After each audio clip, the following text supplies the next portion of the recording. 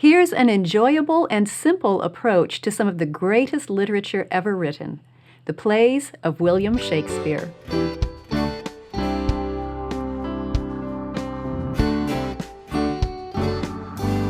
I'm Sonia Schaefer with Simply Charlotte Mason. I'm going to venture to say that most of us did not grow up with Shakespeare as a regular part of our education. In my school years, I had only one Shakespeare play introduced to me, and that was a last-minute, "Here, let's watch this movie," by a substitute teacher. But Charlotte Mason believed that Shakespeare's plays help instruct your students' conscience and reinforce, in story form, the difference between right and wrong. And his powerful use of the English language was a valuable bonus. So let's walk through a simple and effective way to teach Shakespeare. You will need three things: a narrative of the play, written in story form, a copy of the script in Shakespeare's words, and a live or recorded performance of the play.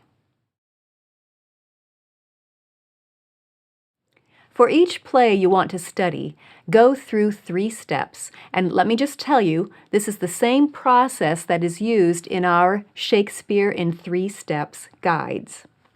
Step 1, read aloud the narrative version.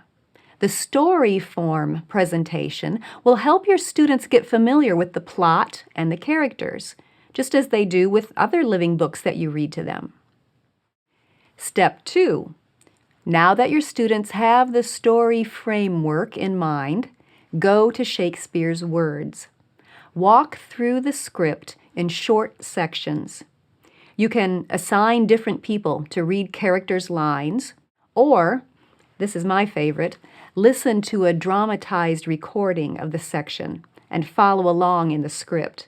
The Archangel dramatizations are excellent. Here's what a typical Step 2 lesson would look like. It's basically the same sequence you would use for other living books: review, introduce, read. First, you remind the students of what part of the story was read last time and ask what they recall about it. Now, with that section of the play brought to the forefront of the mind, you can present the next section and the student will attach it to the previous one.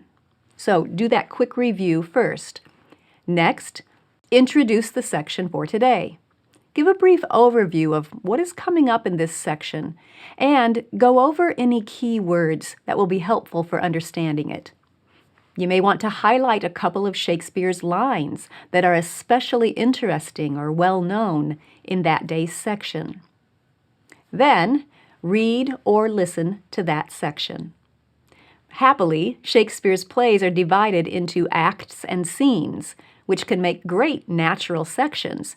Try to keep a Step 2 lesson to no more than 20 minutes. Focused and short. All right, Step 3. Once you've read the story form of the play and gone over the script of the play, now watch a performance of that play, whether live or recorded. Your students will be able to follow along and enjoy it much more since they've already become familiar with the plot and the characters and some of the lines. Of course, choose your performance carefully to make sure it is well done and true to the original and appropriate for your students. You can easily introduce Shakespeare to your children in this way beginning in 4th grade, some plays even 2nd grade. Don't underestimate what your child can glean from these powerful works. Here are some ways to level a Shakespeare study up or down. One way to level it down is in the story version that you select for Step 1. You could share shorter picture book versions, such as those written by Bruce Coville, or audio retellings, such as those by Jim Weiss. Or you can level up to moderate-length narratives, such as those written by E. Nesbit and Charles and Mary Lamb. Those are the ones that are included in the Shakespeare in 3 Steps guides. Another way to level up or down is in how many plays you cover each year. You could introduce 1 play every year or every 2 years. Or you could level all the way up to 3 plays each year, covering a different play each term. You can also level up or down in step 2 as you work through the actual script. It all depends on how deeply you want to dive into Shakespeare's words. You can simply highlight a couple of lines from each scene, discuss what they mean, and leave it at that.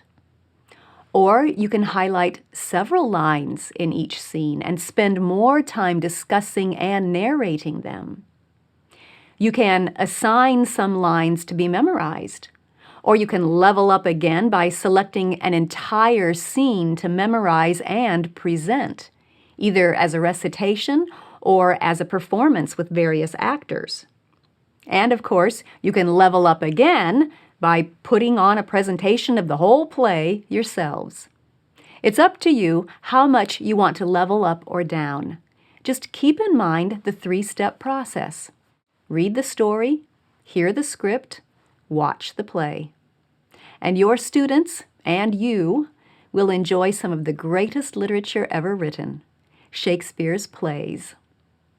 I'll leave links in the show notes to the resources I mentioned and the Shakespeare in 3 Steps guides.